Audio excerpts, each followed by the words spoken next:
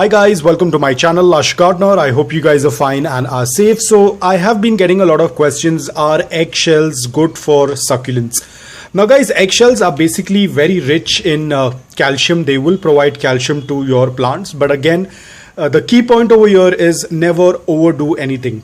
So if you want to use eggshells, you can. Eggshells also helps in keeping the snails and slugs away from your pot. So if you have an issue of slugs in your garden or snails in your garden, because remember, snails and slugs do love succulents. They happen to eat or feast on your succulents. So if you want to keep them away, you can try this method as well. Now all you have to do is ensure that your eggshells are completely clean. There should not be any film.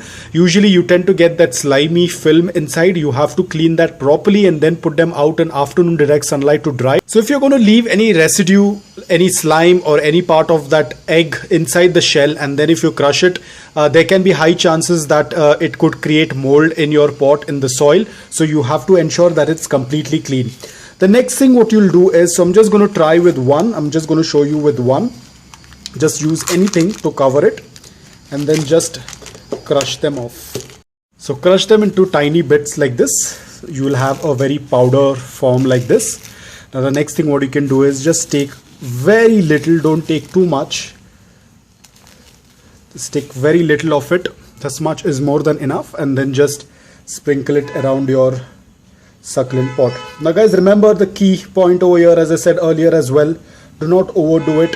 Anything that you tend to overdo, just because, as I said, it contains a good amount of calcium, doesn't mean that you are going to overload the pot with immense amount of the eggshells.